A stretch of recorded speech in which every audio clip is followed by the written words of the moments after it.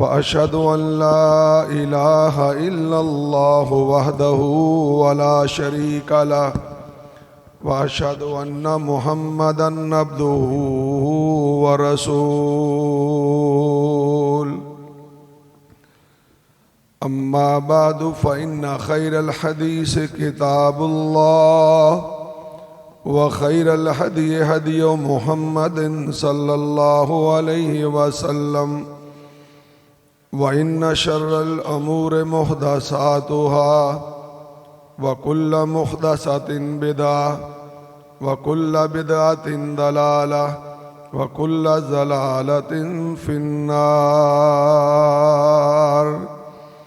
اللهم صل على محمد وعلى آل محمد كما صليت على إبراهيم وعلى آل إبراهيم إنك حميد مجيد اللهم بارك على محمد وعلى آل محمد كما باركت على إبراهيم وعلى آل إبراهيم إنك حميد مجيد رب اشرح لي صدري ويسر لي أمري واحلل عقدة من لساني يفقهوا قولي أما بعد فأعوذ بالله السميع العليم من الشيطان الرجيم بسم الله الرحمن الرحيم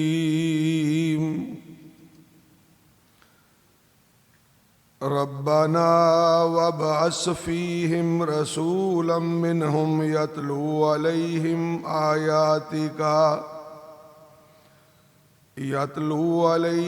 آياتك ويعلمهم الكتاب والحكمة ويزكيهم إنك أنت العزيز الحكيم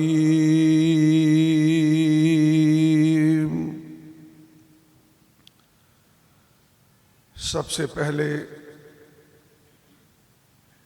اللہ کی حمد و ثنا اس وحدہ لا شریک کے لیے ہر قسم کی تعریف و توصیف جو اکیلا ہی اس جہان کا خالق و مالک ہے۔ اس کے بعد لاکھوں کروڑوں درود و سلام اس ہستی اقدس و مقدس پہ جن کا نام نامی اسم گرامی حضرت محمد الرسول اللہ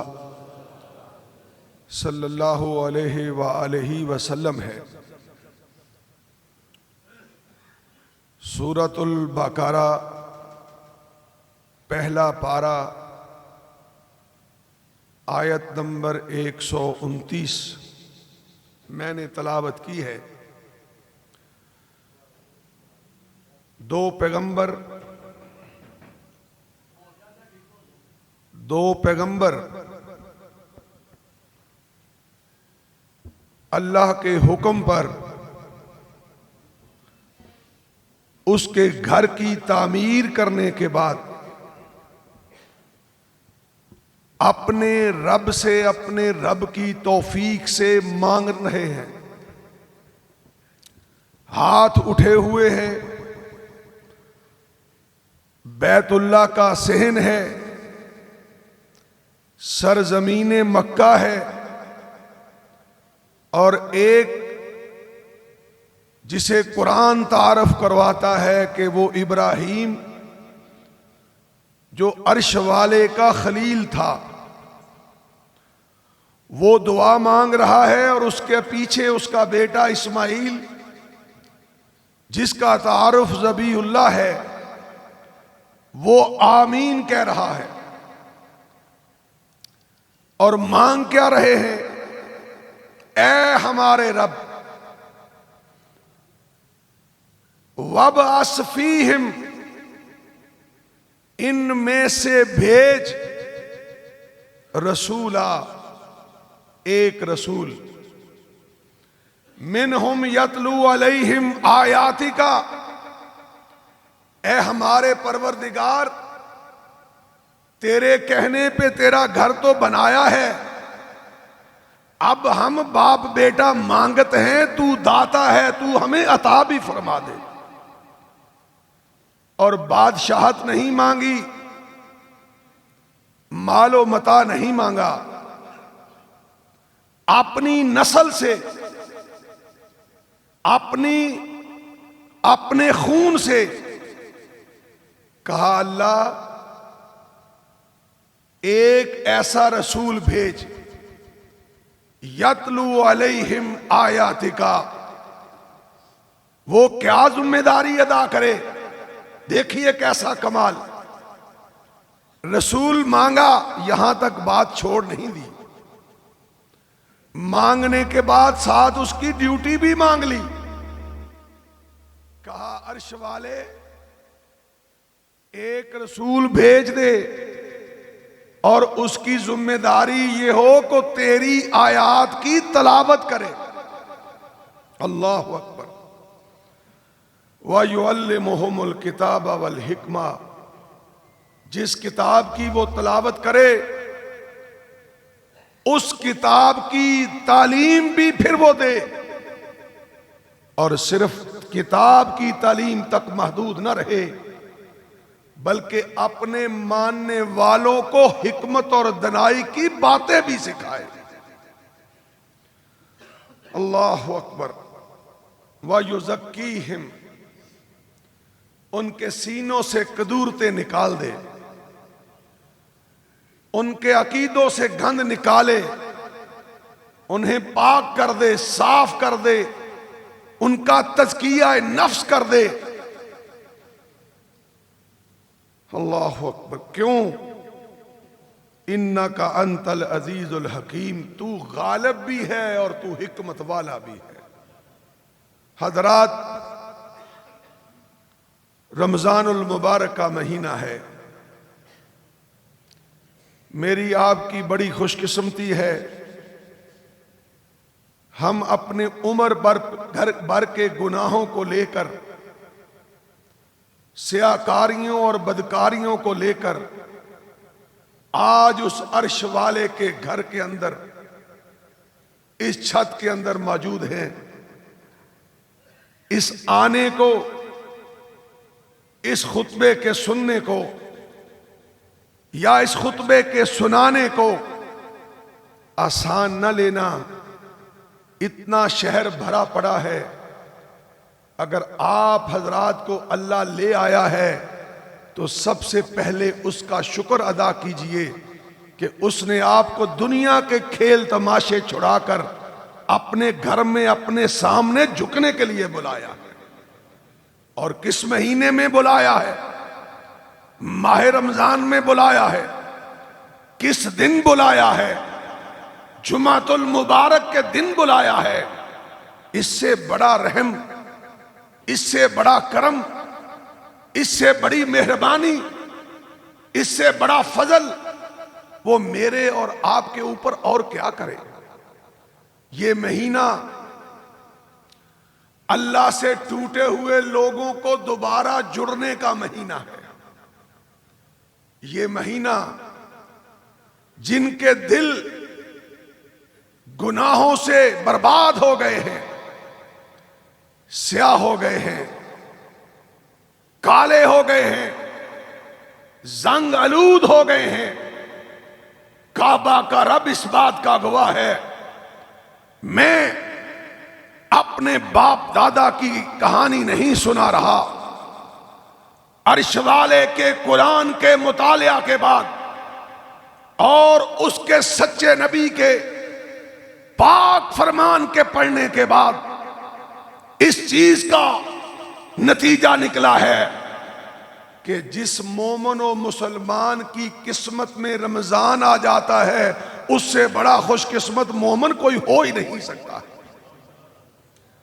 آقا علیہ الصلوۃ والسلام کے اصحاب رمضان المبارک گزرنے کے بعد، عید کی نماز پڑھنے کے بعد ہاتھ اٹھا لیا کرتے تھے، اے عرش والے ان فقیروں کی ایک دعا قبول کر لے دعا کیا تھی؟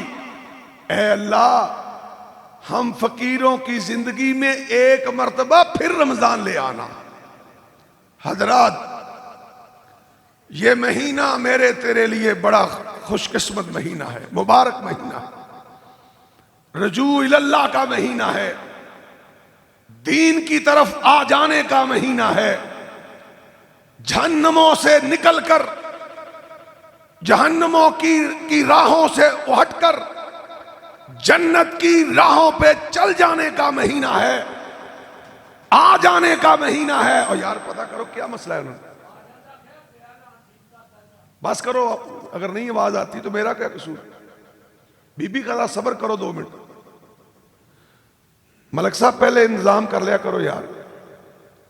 میں عرض کر رہا تھا آئیے اور یاد رکھیے بھائیو، جس شخص کو اس کائنات میں عرش والا مل گیا، یاد کر لو اس کی کسی بھی زندگی کے شام و سحر کے اندر اسے عرش والا مل گیا، پیدا کرنے والا مل گیا، اس کا خالق مل گیا، اس کا رازق مل گیا، وہ راضی ہو گیا، خوش ہو گیا۔ وہ اس زمین پہ سب سے بڑا بامراد ہے، جس کا رب اس سے ناراض ہے وہ اس سرزمین پہ سب سے بڑا بدبخت انسان ہے۔ آقا علیہ الصلوۃ والسلام نے اپنے ممبر پاک پہ خطبہ ارشاد فرمانے کے لیے قدم رکھا، کہا آمین، دوسرا قدم رکھا فرمایا آمین، تیسرا رکھا فرمایا آمین۔ صحابہ نے عرض کی یا رسول اللہ آپ نے 3 مرتبہ آمین فرمایا، کس کے کہنے پہ فرمایا؟ فرمایا جبرائیل دعا کر رہا تھا، محمد آمین کہہ رہا تھا صلی اللہ علیہ وسلم۔ عظمتیں دیکھیں ان دعاؤں میں، ایک دعا یہ تھی کہ جس شخص نے رمضان پایا، سن لو دعا کرنے والا کون ہے اور آمین کہنے والا کون ہے؟ وہ فرشتوں کا سردار اور یہ زمین و آسمان کی ساری مخلوقات کا سردار۔ کیا کہا؟ فرمایا جبرائیل نے کہا کہ جس نے رمضان پایا مگر اپنے رب کو راضی نہ کر سکا، اپنے گناہوں کو معاف نہ کروا سکا، اس سے بڑا بدبخت محمد کوئی دوسرا شخص نہیں ہو سکتا صلی اللہ علیہ وسلم۔ آپ نے فرمایا آمین۔ حضرات آئیے، ابراہیم نے دعا مانگی تھی اور اللہ نے پھر قبول کیسے فرمائی؟ ہائے ہائے ہائے۔ سورہ آل عمران آیت نمبر 164 فرمایا لَقَدْ مَنَّ اللَّهُ عَلَى الْمُؤْمِنِينَ اِذْ بَعَثَ فِيهِمْ رَسُولًا مِّنْهُمْ يَتْلُو عَلَيْهِمْ آيَاتِهِ وَيُزَكِّيهِمْ وَيُعَلِّمُهُمُ الْكِتَابَ وَالْحِكْمَةَ وَإِنْ كَانُوا مِنْ قَبْلُ لَفِي ضَلَالٍ مُبِينٍ۔ دیکھیے ادھر ابراہیم مانگ رہا ہے اور عرش والا اس دعا کا ایک لفظ بھی آگے پیچھے نہیں ہونے دیتا اور اسے قبول فرما رہا۔ سیال کوٹیو، یہ دعا جو عرش والے کے ہاں ابراہیم نے مانگی تھی، یہ فرشتوں کے لیے نہیں مانگی تھی۔ ہائے ہائے ہائے، یہ اس کائنات کے جانوروں کے لیے نہیں مانگی تھی۔ آج اپنے اپنے گریباں میں جھانکیے، یہ اگر دعا کی اس خلیل اللہ نے تو کعبہ کا رب جانتا ہے اس نے میرے لیے کی تھی یا آپ کے لیے کی تھی، اور کسی کے لیے نہیں کی۔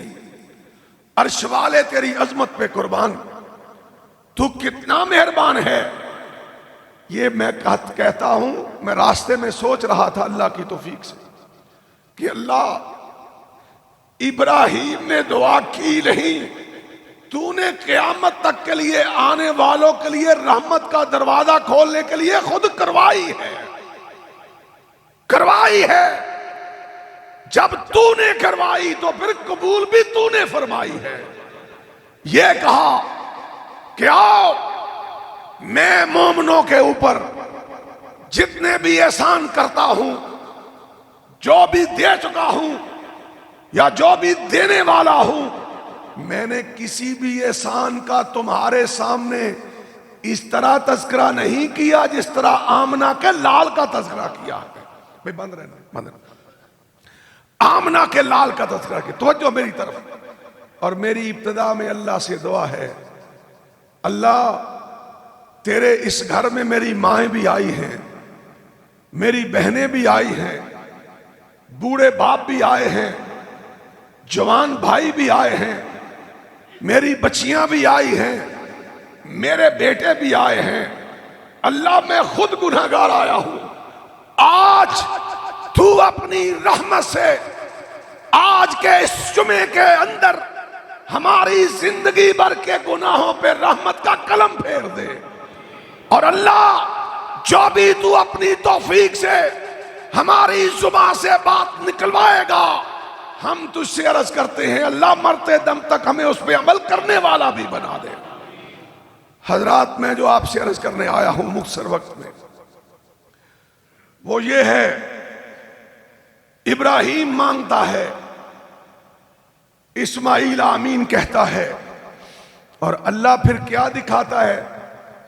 سورۃ البقرہ کے اندر دعا مانگنا دکھایا گیا ہے، اور سورہ آل عمران کے اندر دعا کی قبولیت کا نقشہ بیان کیا گیا ہے. کیا فرمایا؟ اے مومنو، ساری زندگی کے احسان تمہیں دینے والا اکیلا رب ہے. آسمان کو بغیر ستونوں کے تمہارے لیے اگر کھڑا کیا ہے، عرش والے نے کیا ہے. اگر زمین کو تمہارے لیے بچھونا بنایا، عرش والے نے بنایا. سورج کو طلوع کیا، عرش والے نے کیا. غروب کیا، عرش والے نے کیا. چاند چمکایا، عرش والے نے چمکایا. ستارے چمکائے، عرش والے نے چمکائے. ہوائیں چلائیں، عرش والے نے چلائیں. تمہاری زندگی عطا کی، عرش والے نے کی. سانس کی آمد و رفت چلائی ہے، عرش والے نے چلائی ہے. فرمایا جو کچھ بھی کیا ہے یہ سارے کا سارا ایک طرف ہے، اکیلا آمنہ کا لال ایک طرف ہے. آج میں صرف یہی عرض کرنے آیا ہوں، اللہ سے جڑنے کا مہینہ ہے، اللہ سے رابطہ کرنے کا مہینہ ہے، اللہ سے صلح کرنے کا مہینہ ہے، اللہ سے جھولیاں پھیلا کے اپنے گناہوں کی معافی لینے کا مہینہ ہے. لیکن یاد رکھو میرے بزرگوں اور بھائیوں، میرا یہ بات اپنے دل کی تختی پہ لکھ لینا، تمہارا اللہ 8 ارب آبادی ہے اس وقت کائنات کی، ساری اکٹھی ہو جائے، جو قیامت تک پیدا ہونے والے ہیں وہ بھی آ جائیں، آج سے پہلے جو قبروں میں جا چکے ہیں وہ بھی آ جائیں، ان میں 1,24,000 نبی بھی آ جائیں، انبیاء بھی آ جائیں، اور سارے کے سارے مل کے سیال کوٹیوں تمہیں ایک فارمولہ دیں کہ یہ فارمولہ ہے، اس پہ عمل کرو تمہارا رب راضی ہو جائے گا. کعبہ کے رب کی قسم وہ راضی نہیں ہوگا، نہیں ہوگا. اس نے صرف ایک فارمولہ بنایا ہے، اس نے ایک راستہ بنایا ہے، اس نے ایک دستور بنایا ہے، اس نے اپنے اور مخلوق کے درمیان ایک ہی وسیلہ بنایا ہے، ایک ہی ذریعہ بنایا ہے، ایک ہی سبب بنایا ہے. کعبہ کے رب کی قسم وہ محمد کریم کو بنایا ہے، کسی دوسرے کو نہیں بنایا ہے. ساری دنیا، قرآن کہتا ہے اذ اخذ اللہ میثاق النبیین، اللہ نے عالم ارواح میں سارے نبیوں کو اکٹھا فرما کے کہا ادھر آؤ میری بات سنو۔ اللہ جی کیا بات ہے؟ فرمایا تمہارے سروں پہ نبوتوں کے تاج سجا دوں، تمہارے ہاتھوں میں کتابیں دے دوں، تمہیں رسالتیں اور پیغمبریاں عطا کر دوں۔ یاد رکھنا تمہاری ان پیغمبریوں اور رسالتوں میں اگر آمنہ کا لال آ گیا، ہائے ہائے ہائے، سب کچھ اتار دینا، اس کے پیچھے چل پڑنا، اور وَلَا تَنْصُرُنَّا، صرف ایمان نہیں لانا بلکہ اس کی مدد کرنا۔ لوگوں میں سوچ رہا تھا کہ اللہ نے دلیل کیسی دی ہے؟ عیسیٰ تو آئے گا دلیل کے لیے، نبی کا امتی بن کے آئے گا، نبی بن کے نہیں آئے گا۔ لیکن یہ آیت بتلاتی ہے ان یہودیوں کو، ان عیسائیوں کو، کہ تمہارے پیغمبر اگر ہوتے تو عرش والا کہتا ہے انہیں بھی مدینے والے کے پیچھے چلنا پڑتا، تمہاری کیا اوقات ہے؟ لہذا یہودیوں اور عیسائیوں کو عرش والے نے سمجھایا ہے، اور صرف یہودیوں کو نہیں سمجھایا، مسلمان تمہیں بھی سمجھایا ہے کہ تو بھی باز آ جا، اتنا بڑا شان و شوکت والا تجھے امام ملا ہے، اس کے پیچھے سے ہٹ کے کسی اور کے پیچھے نہ جایا کر۔ آؤ میں اس مختصر سے وقت میں آج اس امام کا تعارف، اس امام کی شان و شوکت اللہ کی توفیق سے یا رب کے قرآن سے بیان کرنا چاہتا ہوں یا محمد کے فرمان سے بیان کرنا چاہتا ہوں۔ حضرات، ایسا رسول اگر اس کے حسب نسب کی بات کی جائے، سننا بات، یہ وہ احسان ہے کہ جسے رب نے تمہیں مجھے جتلا کے کہا لقد من اللہ علی المؤمنین۔ آج ذرا اس کی شان و شوکت بھی دیکھ لے، اس کی عظمت بھی دیکھ لے، قیامت تک کے لیے اس کی امامت کا ڈنکا بھی سن لے، اور پھر جا کے گھر میں بیٹھ کے اپنا عمل بھی دیکھ لے کہ اس سے ملتا ہے کہ نہیں ملتا۔ اس پیغمبر کے حسب نسب کا کیا کہنا؟ آقا فرماتے ہیں آدم سے لے کر میرے باپ عبداللہ تک، سننا توجہ سے بات، آدم سے لے کر میرے باپ عبداللہ تک جتنا میرا نسب ہے، میرے نسب میں ایک شخص بھی کائنات میں نہیں گزرا جس نے بدکاری کی، ایک شخص جس نے نکاح کے بغیر کسی عورت کے پاس گیا ہو۔ میں وہ نبی ہوں، میں وہ امام ہوں، میں وہ مقتدا ہوں، میں وہ رہبر ہوں، میں وہ پیشوا ہوں، میں وہ امام اعظم ہوں، کہ فرمایا جس دن اللہ نے نسب تقسیم کیا کائنات میں، میرا شمار اس نسب سے کیا جو کائنات کا سب سے مقدس نسب تھا، سب سے مقدس خون تھا۔ اور فرمایا اللہ نے بنو کنانا کو اسماعیل کی امت سے چنا، خاندان سے چنا، ابو کنانا سے قریش کو چنا، قریش سے ہاشم کو چنا، اور پھر ہاشم سے محمد کریم کو چنا۔ حضرات، یہ وہ قریشی ہیں، فہر بن مالک نام یاد رکھنا، فہر بن مالک آپ کا جد امجد ہے، مکہ میں رہتا تھا، اور آقا کو وہ خاندان ملا جو تاجر بھی تھا، سرمایہ دار بھی تھا، اور پروردگار کا ماننے والا بھی تھا، بہت بڑا تاجر تھا فہر بن مالک۔ لیکن اس کی ایک روٹین تھی کہ وہ کسی بھی حاجت مند کو اپنے دروازے پہ آنا پسند نہیں کرتا تھا، کبھی بھی۔ نام کیا ہے؟ فہر بن مالک۔ کیا کہتا تھا؟ اپنے گھوڑے پہ سوار ہوتا، سارے مکے میں، سارے عرب میں گھومتا، اور لوگوں کے دروازوں پہ جا کے پوچھتا کوئی حاجت مند ہے حاجت مند؟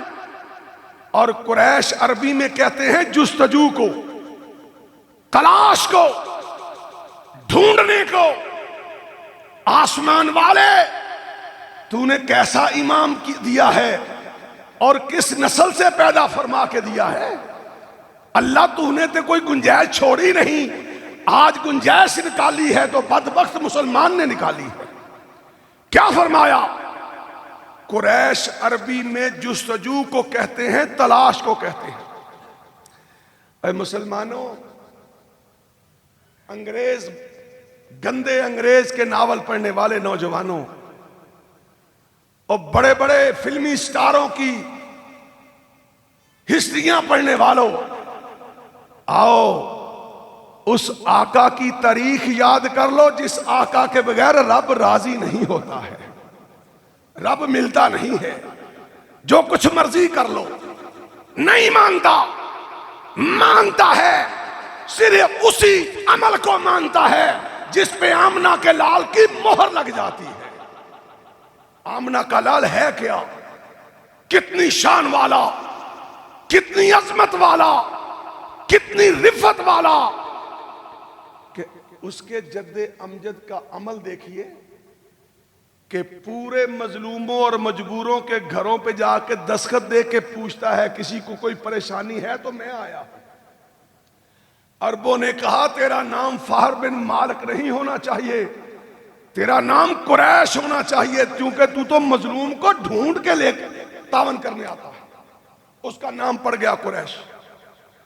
اللہ، اس قریش سے، اس فہر بن مالک سے ایک نوجوان پیدا ہوا۔ وہ مشہور کس نام پہ ہوا؟ ہاشم کے نام پر۔ یہ نبی علیہ الصلوۃ والسلام کا پردادا ہے۔ اور آج جس غزہ کے اندر میرے تیرے معصوم بچے ذبح ہو رہے ہیں اور 57 اسلامی ملکوں کے بغیرت حکمران ٹس سے مس نہیں ہو رہے، اسی غزہ کے اندر میرے اور آپ کے نبی کے پردادا کی قبر موجود ہے۔ اسی غزہ کے اندر ہاشم کی قبر ہے۔ اسے ہاشم اس لیے کہا گیا، ہاشم کا معنی ہے ٹکڑے ٹکڑے کرنا۔ یہ شام میں تھا، فلسطین میں تھا، تجارت کے سلسلے میں گیا ہوا تھا۔ اسے پیغام ملا تیرے مکہ کے اندر قحط پڑ گیا ہے، لوگ بھوک سے مر رہے ہیں، ہم تمہیں پیغام دینا چاہ رہے ہیں کہ کچھ کر سکتا ہے تو کر لے۔ اس نے یہ نہیں کہا کہ خادم کو بھیجو، ملازم کو بھیجو، میرے بیوی بچے میری اولاد یہاں لے آؤ، یہاں خوشحالی ہے، جیسے ہم کہتے ہیں کہ یہاں تو بھوک پڑ گئی ہے، یہاں سے نکلو کہیں اور جگہ چلے جاؤ۔ یہ نہیں کیا۔ اس نے 100 اونٹ غلے اور اناج کے بھرے اپنے آگے لگائے اور فلسطین سے چلتا ہوا سیدھا مکے پہنچا۔ آیا، آ کے مکہ کی حالت دیکھی، کیا فیصلہ کیا؟ مکہ شہر کے سارے بڑے چوکوں کے اندر بڑے بڑے کڑاہے، بڑے بڑے پتیلے رکھوا دیے، اونٹ ذبح کروائے، ان کا گوشت اور سالن شوربے والا تیار کروایا، اور جو اناج لایا تھا اسے پکوانے کے لیے لوگوں کو پسوا کے کہا پیستے جاؤ، اس کی روٹیاں بنا کے لاؤ، اور ان روٹیوں کے ٹکڑے کر کر کے یہ کائنات میں پہلا شخص ہے جس نے سرید ایجاد کیا تھا، جو شوربے میں روٹی بھگو کے لوگ کھاتے ہیں۔ اور اسی لیے آقا فرمایا کرتے تھے میرے صحابہ مجھے سرید کھلایا کرو، میرا پردادا لوگوں کو کھلایا کرتا تھا۔ اللہ اکبر، سرید بنوایا اور اعلان کیا میں جب تک زندہ ہوں اس مکہ کا ایک باسی بھی میری زندگی میں بھوکا اور پیاسا نہیں مر سکتا ہے۔ سارے کا سارا غلہ پکوا کر، پسوا کر اور اس روٹیوں کے ٹکڑے کر کے سرید بنا کر چوکوں میں رکھوا دیا، اور لوگوں کو کہا بھوکا رہنے کی ضرورت نہیں، جسے بھوک لگے وہ قریشی کے بیٹے کے دسترخوان پہ آئے اور اپنا پیٹ بھر کے چلا گیا۔ لوگوں نے کیا کہا؟ لوگوں نے کہا تیرے بڑے کو قریشی اس لیے کہا تھا قریش دستخط دے کے کہتا تھا کہ میں آیا ہوں، میرے لائق حکم کیجئے. اور ہاشم، تجھے ہاشم اس لیے کہتے ہیں کہ تو نے روٹیوں کے ٹکڑے کر کے پہلی مرتبہ سرید بنا کے ہمیں کھلایا. حضرات، میں عرض یہ کرنا چاہتا ہوں کہ میرا آقا قریشی ہونے کے اعتبار سے بھی بے مثال تھا. میرا اور تیرا آقا ہاشمی ہونے کے اعتبار سے بھی بے مثال تھا. آگے چلیے. ابرا حملہ آور ہوتا ہے مکہ کے اوپر. ہائے ہائے ہائے. حضرات، میرا دل چاہتا ہے یہ بات اتنی مرتبہ دہراؤں کہ اسی پہ خطبہ ختم کر دوں. اللہ نے میرے نبی کے آنے سے پہلے جو پروٹوکول دیا نبی کو، اور جو آنے کے بعد پروٹوکول دیا، اس دونوں پروٹوکول کے بعد تیرے میرے پاس مرنے کے بعد کوئی گنجائش نہیں کہ تو میں رب کو نعوذ باللہ استغفر اللہ کہہ سکیں کہ اللہ ہمیں تیرے نبی کی سمجھ ہی نعوذ باللہ نہیں آئی ہے. کوئی گنجائش نہیں چھوڑی. چاہے قریش کا نام ہو، چاہے ہاشم کا نام ہو. اس کے علاوہ ابھی تیرا میرا آقا دنیا میں آیا نہیں، رب نے پہلے پروٹوکول لگوا دیا تھا. ایسے آثار، ایسی نشانیاں. ان نشانیوں میں ایک واقعہ ایسا بھی آیا، ایمان تازہ ہو جائے گا. آج کل ایک کتاب آئی ہے محمد الرسول اللہ کے نام پہ صلی اللہ علیہ وسلم، 13 جلدوں میں ہے. اللہ اکبر. میرے استاد ہیں پروفیسر نجیب اللہ طارق صاحب، فیصلہ آباد شریف کے امیر. ایک دن میں ان کے گھر گیا، میں نے دیکھا بڑی خوبصورت کتاب لائن میں پڑی. میں نے کہا استاد جی یہ کوئی نئی کتاب ہے؟ کہنے لگے ہاں، علماء کے ایک بورڈ نے 17 سال محنت کرنے کے بعد رسول اللہ کی سیرت پہ کتاب لکھی ہے. میرا ڈرائیور یہاں موجود ہے. میں نے اس کو کہا اس وقت تک چین سے نہیں بیٹھنا جب تک یہ کتاب میرے گھر میں نہیں آ جاتی. میں حیران ہوں. جب اس کتاب کو پڑھا، میں آپ کو بھی دعوت دیتا ہوں کہ وہ کتاب لاہور سے خرید کے زبانی یاد کیجئے، ساتھ اپنے بچوں کو بھی پڑھائیے کہ تمہارے نبی کا حسب کیا تھا، تمہارے نبی کا نسب کیا تھا، تمہارے نبی کے دنیا سے آنے سے پہلے کیا کیا حقیقی واقعہ رونما ہوا، اور پھر نبی کے آنے کے بعد پھر اللہ نے کیا کیا معجزات دکھائے تھے. حضرات، ابو طالب آپ کا دادا ہے. کیا ہوا؟ ابرا نے حملہ کیا، ابو طالب کے 200 اونٹ اٹھا کے لے گیا مکہ کے باہر نکلا. لوگوں نے عبد المطلب دادا تھا آپ کا، اسے کہا کہ ابرا بیت اللہ کو گرانے آیا ہے. اس نے آ کے سب سے پہلی بدماشی یہ کی ہے کہ تیرے اونٹ چرا کے لے گیا، اٹھا کے لے گیا. عبد المطلب نکلے، ابرا نے وہ جو خیمہ لگایا ہوا تھا وہاں پہنچے. سننا بات، اس خیمے کے ساتھ ابرا نے روم کے بادشاہ سے ایک ہدار بہت بڑا وہی ہیکل ہاتھی مانگ کے لایا تھا. اور اس بدبخت نے ہاتھیوں کی فوج لایا تھا کہ ایک ایک بندہ بیت اللہ کو گرانے کی بجائے سنگل ساتھ لایا کہ میں ہاتھیوں کو باندھ کے بیت اللہ کے ساتھ باندھ کر زور لگوا کے ایک ہی مرتبہ نعوذ باللہ بیت اللہ گرا دوں. سارے ہاتھی اس کے تربیت یافتہ تھے، اور تربیت کیا تھی کہ جب بھی بادشاہ نکلتا تھا تو وہ اسے سلام کرتے تھے. ایک ہاتھی جس کا نام محمود تھا، وہ رومی بادشاہ سے لے کے آیا ابرا، اور وہ اپنے ساتھ رکھتا تھا. بڑی طاقت والا، بڑا جسمانی طور پہ مضبوط ہاتھی تھا. دائیں جانب خیمے کے باندھا ہوا ہے. آقا کے دادا، آقا کا خاندان کا سربراہ، عبداللہ کا باپ عبد المطلب وہاں خیمے کے قریب پہنچا. ابرا کیا دیکھتا ہے؟ ہاتھی فوراً آگے بڑھ کے عبد المطلب کو سلام کر رہا ہے. سلام کر رہا ہے.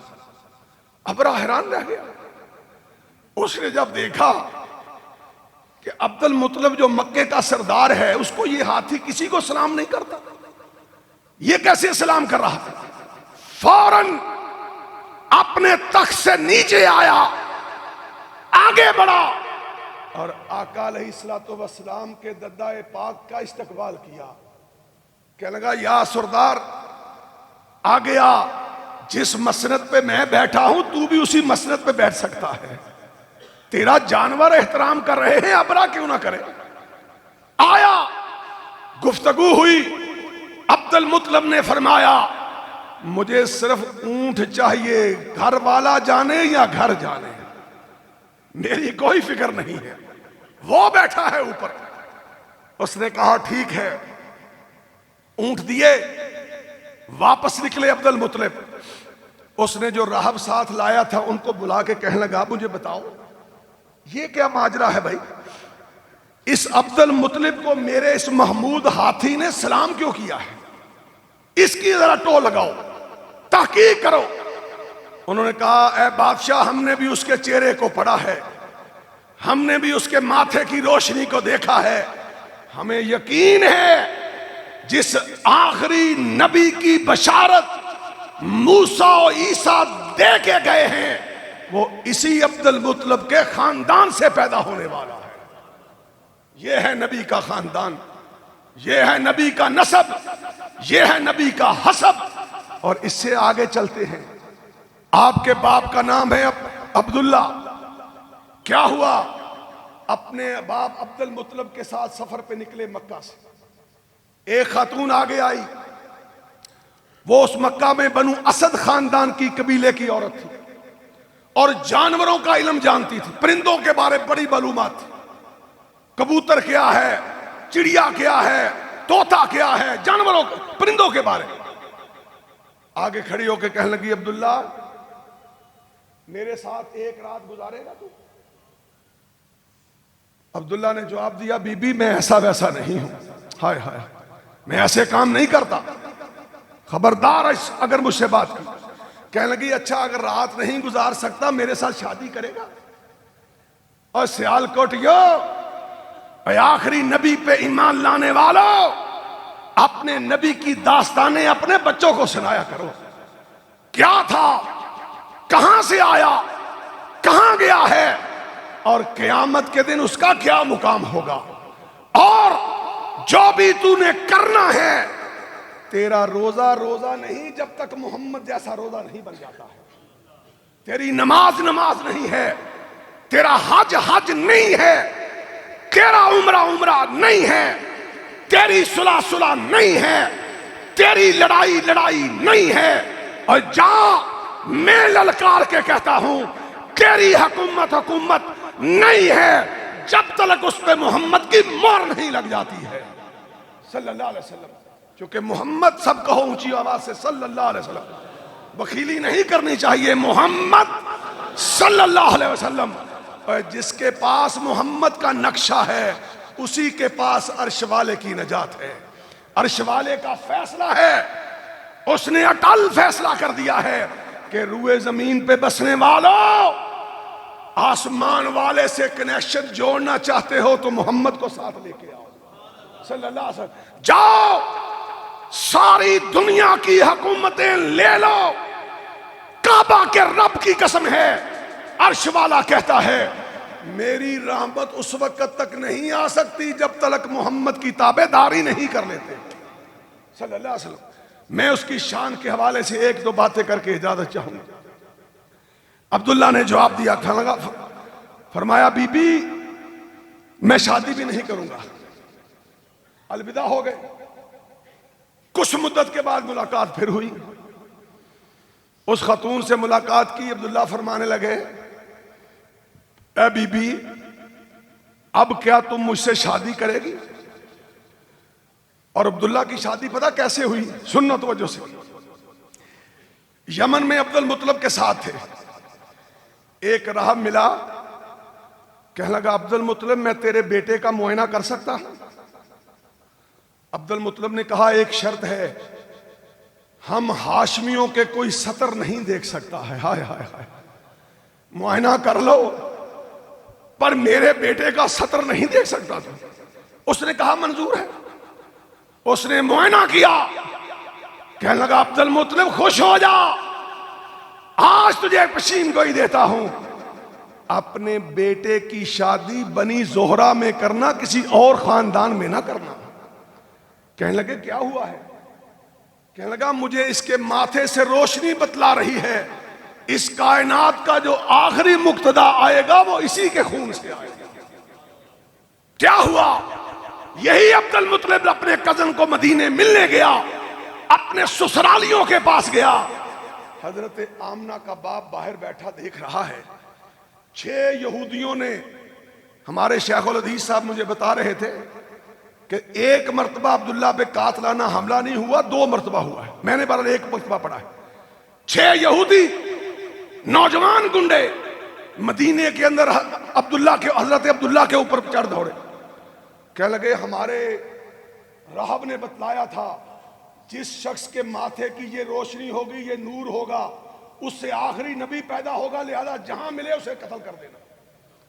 قتل کرنے کے لیے آگے بڑھے۔ آمنہ کا باپ دیکھ رہا ہے 6 گنڈے ایک شخص پہ حملہ آور ہوئے ہیں۔ اچانک دیکھتا ہے کہ 6 کے 6 لوگوں کی گردنیں ہوا میں اڑ گئی ہیں، ہوا میں اڑ گئی ہیں۔ بھاگ کے اپنی بیوی کے پاس آ کے کہنے لگا بیوی میں ایک نیت لے کے آیا ہوں، مجھے عبد المطلب کے بیٹے عبداللہ میں کچھ نظر آتا ہے، بہتر نہیں کہ آمنہ کا رشتہ دے دیا جائے۔ عبد المطلب کے پاس گیا، کسی اور کے گھر میں ٹھہرا ہوا تھا۔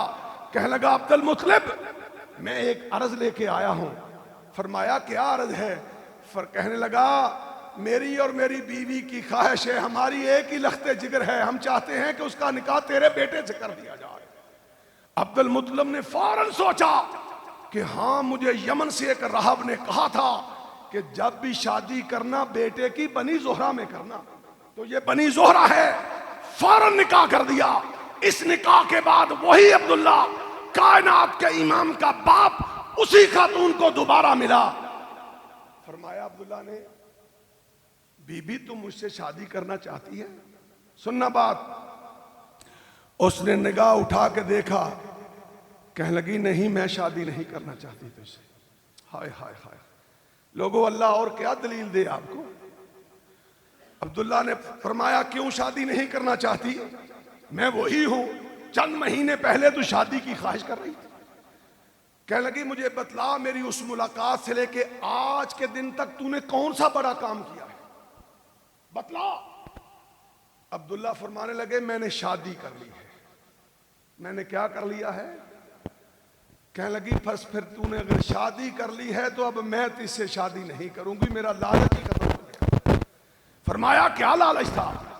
کہنے لگی تیرے ماتھے پہ جو نور تھا وہ تیری بیوی میں منتقل ہو چکا ہے، میں اسی کی متلاشی تھی، اب میں تجھ سے شادی نہیں کرنا چاہتی۔ حضرات یہ وہ نبی ہے جب پیدا ہوا تھا تو شک صدر جب واقعہ ہوا تو حلیمہ بھاگ کے ایک راہب کے پاس گئی۔ کہنے لگی راہب صاحب یہ میرا معصوم بیٹا ہے، اس کو کیا ہو گیا ہے؟ اس نے دیکھا، اپنی دکان سے باہر نکل کے بازار میں شور ڈال دیا، اور اربو آ جاؤ، تمہاری بادشاہتوں کو اپنے پاؤں کے نیچے روندنے والا پیدا ہو چکا ہے، میں نے اپنی آنکھوں سے دیکھ لیا ہے۔ آج حلیمہ میرے پاس اس کو لے کے آئی ہے، کچھ کر سکتے ہو تو کر لو، اب تمہاری بادشاہتیں مٹ کے رہیں گی۔ یہ وہ آقا ہے، یہ وہ نبی ہے، یہ وہ امام ہے۔ اور یارو وقت کم ہے، آخری بات سنیے، وقت کی قید نہ ہوتی تو میں ابھی آپ کو اور باتیں سناتا، لیکن سن لو، اتنی عظمت اور رفت والا، جس کا خاندان اعلیٰ تھا، جس کا حسب نسب اعلیٰ تھا، جس کا باپ مقدس تھا، جس کا دادا مقدس تھا، جس کی ماں مقدسہ تھی، جس کا سب کچھ بے عیب تھا اور سب کچھ عرش والے کی توفیق سے صاف اور شفاف تھا، اسے پیدا فرما کے، اسے خاتم النبیین کا تاج پہنوا کے کائنات کے لیے فیصلہ کر دیا، جو اسے مانے گا اتنے دلائل کے بعد وہ جنت کا وارث ہوگا، اور جو اتنے دلائل کے بعد نہیں مانے گا وہ جہنم کا وارث ہوگا۔ حضرات، اس قدر آقا علیہ الصلوۃ والسلام کی ایک حدیث یاد آئی، فرمایا میرے صحابہ میری نبوت اور میری ختم نبوت کو انسان کے سوا اور جن کے سوا، سننا توجہ سے، اور کافر کے سوا اس روئے زمین پہ پہاڑ بھی مانتے ہیں اور صحرا بھی مانتے ہیں۔ کوئی چیز کائنات میں ایسی نہیں ہے۔ وہ کیوں نہیں مانتے تھے؟ کیا اس نے پتھروں کو کلمہ نہیں پڑھایا تھا؟ کیا اس نے چاند کو آسمانوں سے نیچے نہیں گرایا تھا؟